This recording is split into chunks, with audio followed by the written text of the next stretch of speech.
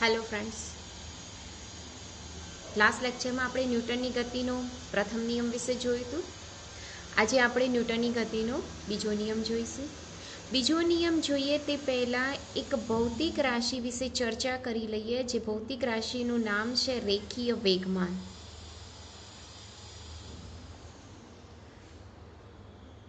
રેખીય વેગમાન જેનું સિમ્બોલ છે P, એનું સૂત્ર થાય છે P બરાબર mv. સૂત્ર ઉપરથી એની વ્યાખ્યા લખી શકાય કે પદાર્થનું દળ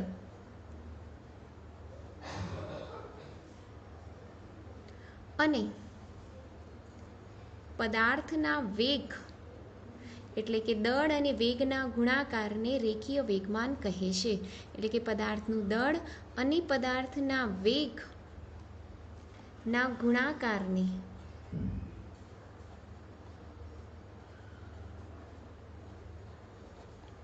રેખીય વેગમાન કહે છે.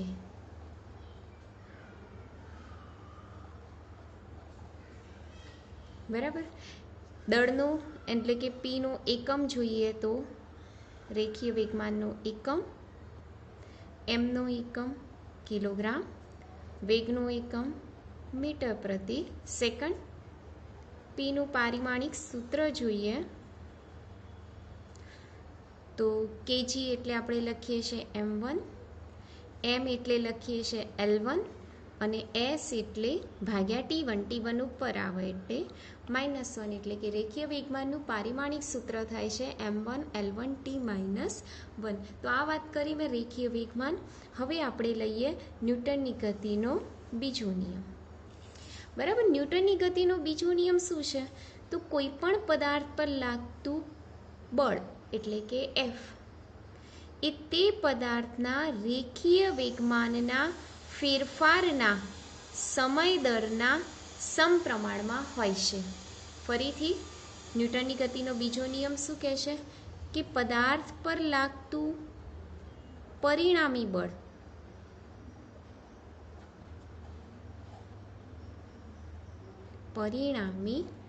બળ એ પદાર્થના રેખીય વેગમાનના ફેરફારના સમય દર જેટલું હોય, સમય દરના સમપ્રમાણમાં હોય છે.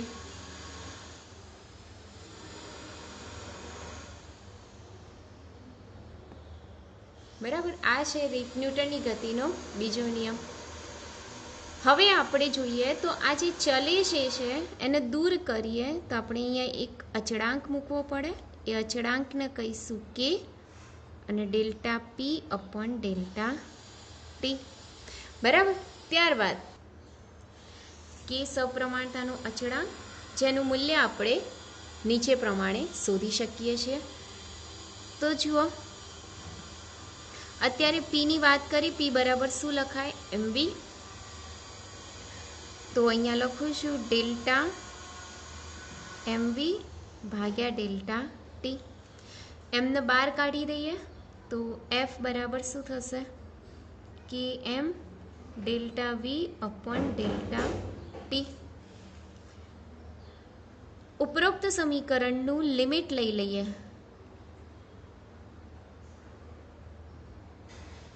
તો ડેલ્ટાની જગ્યાએ શું થઈ જશે? ડી થઈ જશે. એટલે કે મોટા જે ફેરફાર છે એની જગ્યાએ સૂક્ષ્મ ફેરફાર થઈ જાય. તો એ જે સમીકરણ છે, સમીકરણ શું થશે? તો જુઓ, F બરાબર કે એમ ડીવી અપોન ડીટી.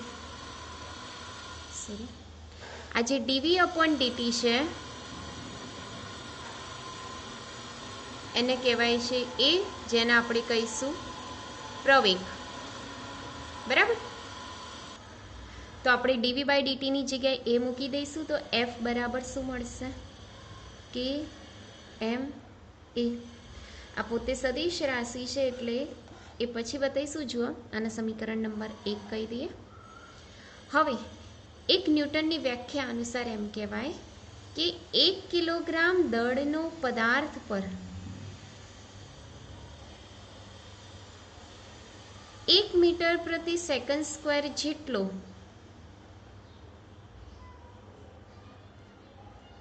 પ્રવેગ લાગુ પાડવામાં આવે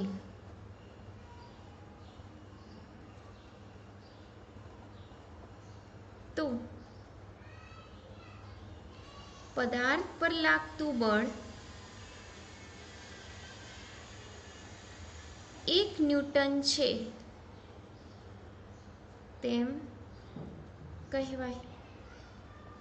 બરાબર, તો આ વ્યાખ્યા અનુસાર આપણે કેનું મૂલ્ય શોધી શકીએ છીએ। તો જો બળની જગ્યાએ આપણે 1 ન્યૂટન મૂકીએ, કે એમના એમ રાખીએ, એમની જગ્યાએ 1 કિલોગ્રામ મૂકીએ અને એની જગ્યાએ 1 મીટર પર સેકન્ડ સ્ક્વેર મૂકીએ, તો આ બધાનું સાદુરૂપ આપીએ તો કે બરાબર કેટલા મળે છે? 1। આ કેની કિંમત આની અંદર મૂકી દઈએ તો આપણને બળનું સૂત્ર મળી જશે F બરાબર ma। એફ પોતે સદિશ રાશિ છે એટલે એરો આ રીતના દર્શાવી શકાય। આમ ન્યૂટનની ગતિનો બીજો નિયમ એ બળનું મૂલ્ય આપે છે। પ્રથમ નિયમ એ બળની વ્યાખ્યા આપે છે, બીજો નિયમ એ બળનું શું આપે છે? મૂલ્ય આપે છે। હવે આના ઉપરથી અમુક અગત્યના મુદ્દા છે। એમાં પહેલો મુદ્દો લઈએ તો આપણી પાસે એફનું કંઈક આ રીતના સૂત્ર આવ્યું છે, dp/dt બરાબર m dv/dt બરાબર ma। બરાબર, આ સૂત્ર ઉપરથી આપણે કહી શકીએ કે જો પદાર્થ પર લાગતું પરિણામી બળ 0 હોય એટલે કે F બરાબર 0 હોય તો પ્રવેગ a બરાબર શું થાય? 0। આથી વેગ v એટલે કે v બરાબર શું થશે? અચળ। આ એક પોઈન્ટ છે આપણો એના માટે। બરાબર, તો આ રીતના આપણે બતાવી શકીએ છીએ। બીજા પોઈન્ટની વાત કરીએ અગત્યના મુદ્દામાં, તો નંબર 2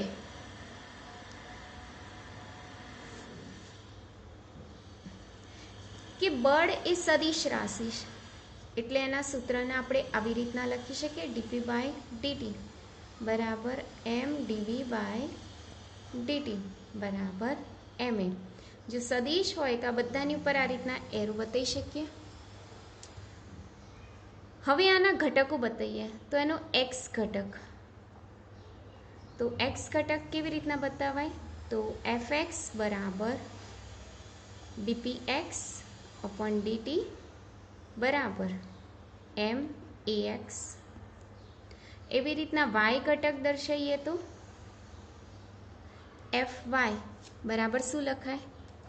dpy/dt બરાબર may।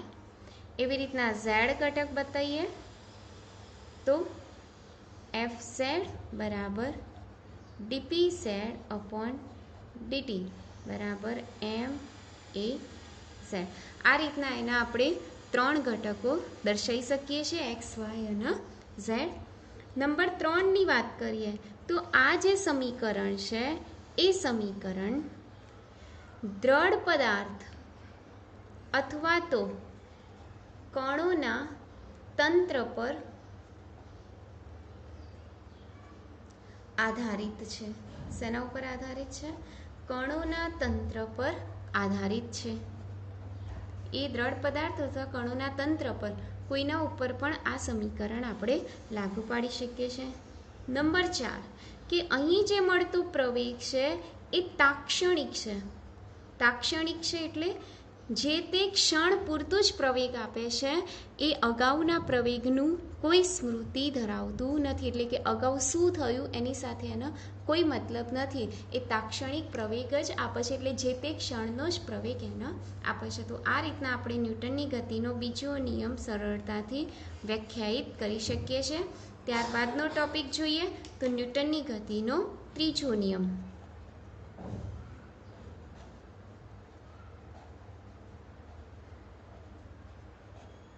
ત્રીજો નિયમ, ચલો ન્યૂટનની ગતિનો ત્રીજો નિયમ જોઈએ તે પહેલા એક ભૌતિક રાશિ વિશે જોઈએ જે છે બળનો આઘાત।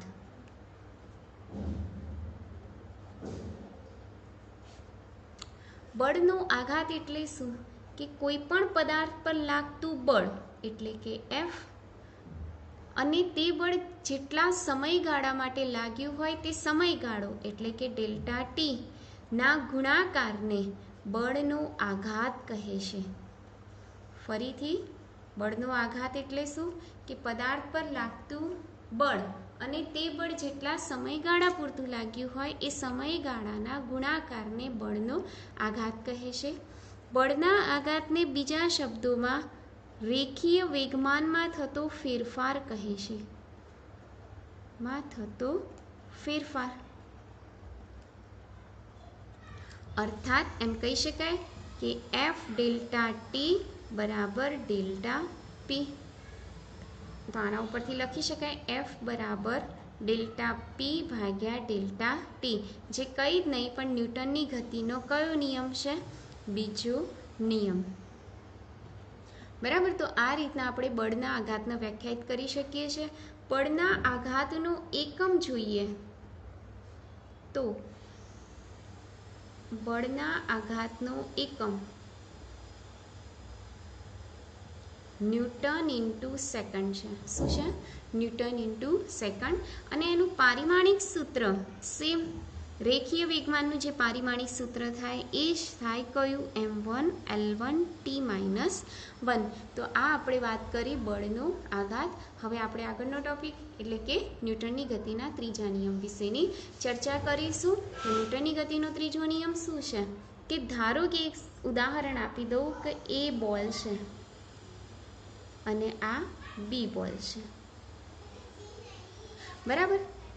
એ બોલના કારણે બી પર બોલ પર લાગતું બળ, જેને આપણે કહીએ છીએ એના કારણે બી પર લાગતું બળ, જેને આપણે કહીશું FBA. હવે એટલું ને એટલું બળ કોણ લગાડશે? બી બોલ એના એ ઉપર લગાડશે, એટલે કે બીના કારણે એ પર લાગતું બળ અર્થાત FBA અને FAB એ સમાન મૂલ્યના પરંતુ પરસ્પર વિરુદ્ધ દિશાના હોય છે. આને કહેવાય છે ન્યૂટનની ગતિનો ત્રીજો નિયમ. બરાબર. ફરીથી ન્યૂટનની ગતિનો ત્રીજો નિયમ શું છે? કે એના કારણે બી ઉપર જેટલું બળ લાગે એટલું જ બળ બીના કારણે એ ઉપર લાગે. અર્થાત આ બંને બળોના મૂલ્યો સમાન હોય પરંતુ બંનેની દિશા પરસ્પર કેવી હોય? વિરુદ્ધ હોય. અને તમે આવી રીતે બી લખી શકો. જો મૂલ્યમાં લખવું હોય, એરો ના બતાવવું હોય તો FBA બરાબર શું લખાય? FAB. બરાબર. એટલે મૂલ્યની દ્રષ્ટિએ લખવું હોય તો આ રીતના લખવાનું અને સદિશની દ્રષ્ટિએ લખવું હોય તો તમે આ રીતના લખી શકો છો. બરાબર. તો આ વાત થઈ. આના ઉપરથી એનો નિયમ લખી શકાય કે આઘાત અને પ્રત્યાઘાત સમાન મૂલ્યના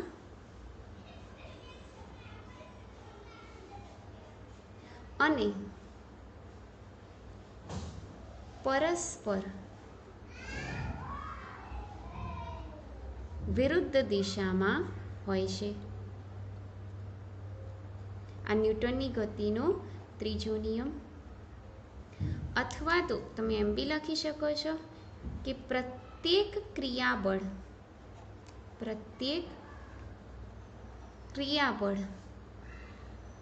અને પ્રતિક્રિયાબળ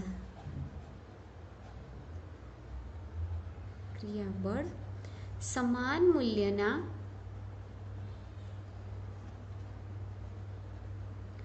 અને પરસ્પર વિરુદ્ધ દિશામાં હોય છે. બરાબર. તમે કોઈ બી રીતે લખી શકો છો. આમ લખો કાં તો આ રીતના લખો, અથવા તો એક સ્ટેટમેન્ટ લખવું હોય તો બી ચાલે. શું? કે એક્શન એન્ડ રિએક્શન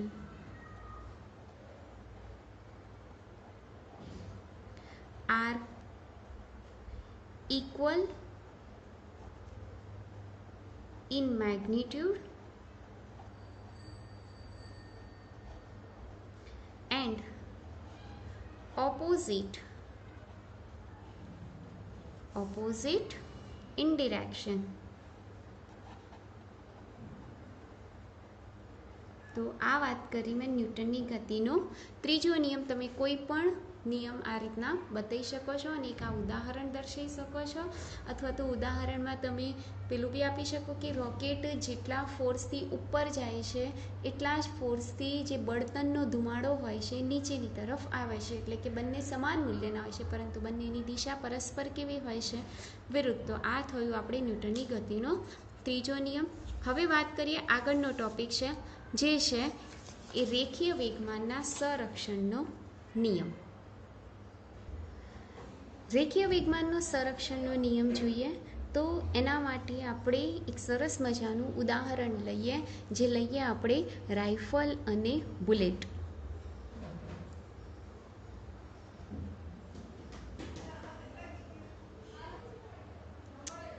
રાઇફલ વત્તા બુલેટ. બરાબર, રાઇફલ વત્તા બુલેટ બંને શરૂઆતમાં કેવા છે? સ્થિર. ગોળી છૂટ્યા પહેલાની સ્થિતિ એટલે કે પ્રારંભિક સ્થિતિ. તો જુઓ,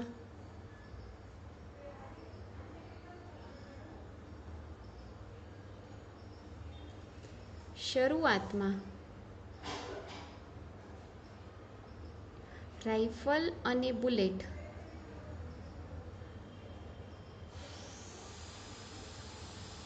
સ્થિર હોવાથી તેમના વેગ શૂન્ય થાય. પરિણામે રેખીય વેગમાન પણ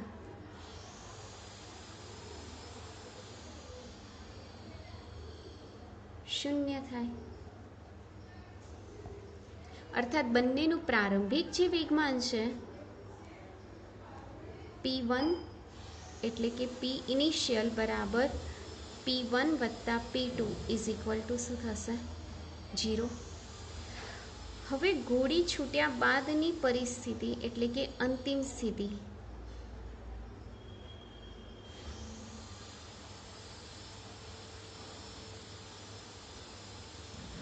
ગોળી છૂટ્યા બાદ એટલે કે જેટલા ફોર્સથી ગોળી રાઇફલમાંથી નીકળશે એટલા જ ફોર્સથી રાઇફલ ઉપર પ્રત્યાઘાત લાગશે, એટલે કે પાછળની દિશામાં ફેંકાશે.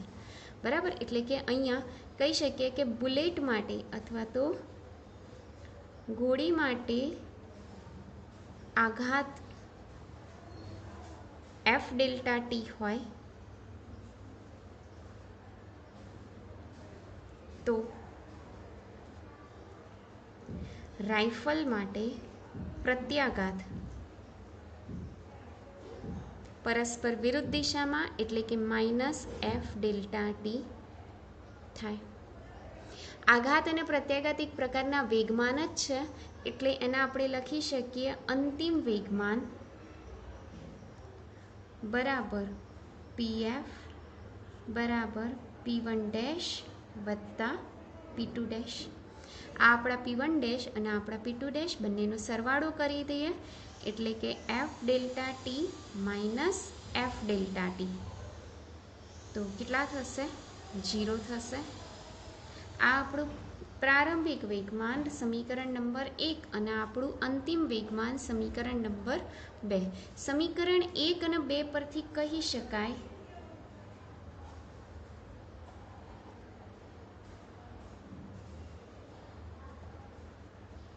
સમીકરણ 1 અને 2 પરથી કહી શકાય કે જો તંત્ર પર લાગતું પરિણામી બાહ્ય બળ, જો તંત્ર પર લાગતું પરિણામી બાહ્ય બળ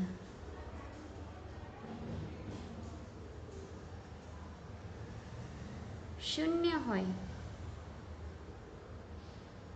તો તંત્રનું કુલ રેખીય વેગમાન અચળ રહે છે, એટલે કે જેટલું પ્રારંભમાં હશે એટલું જ અંતમાં રહેશે, એટલે કે પ્રારંભિક રેખીય વેગમાન બરાબર અંતિમ રેખીય વેગમાન. તો અહીં કહી શકાય કે જો તંત્ર પર લાગતું પરિણામી બાહ્ય બળ શૂન્ય હોય તો તંત્રનું કુલ રેખીય વેગમાન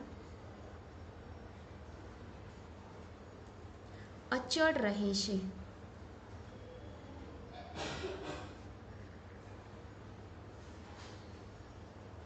જેને કહેવાય છે રેખીય વેગમાનના સંરક્ષણનો નિયમ.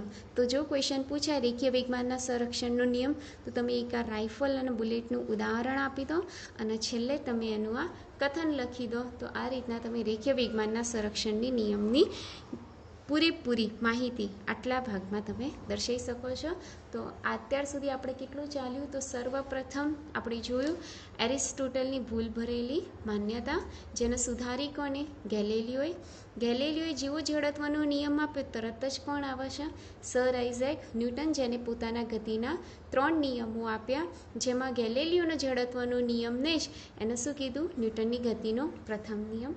ન્યૂટનની ગતિનો પ્રથમ નિયમ એ બળની વ્યાખ્યા આપે છે, બીજો નિયમ એ બળનું મૂલ્ય આપે છે અને ત્રીજો નિયમ એ બળની દિશા આપે છે. પ્રથમ નિયમમાં આપણે બળની વ્યાખ્યા જોઈ, બીજો નિયમ આજે આપણે જોયું તો બળનું મૂલ્ય આપે છે, જેમાં રેખીય વેગમાન વિશે ચર્ચા કરી. ત્રીજો નિયમ આપણે જોયું બળની દિશા આપે છે, જેમાં બળના આઘાત વિશે પણ ચર્ચા કરી. અને એક આ મોસ્ટ ઇમ્પોર્ટન્ટ ક્વેશ્ચન રેખીય વેગમાનના સંરક્ષણનો નિયમ. તો આટલે સુધી તમે નોટબુકમાં પણ ઉતારી દેજો અને બાકીનું આજના લેક્ચર પૂરતું આટલું, બાકીનું આપણે નેક્સ્ટ લેક્ચરમાં જોઈશું. Thank you.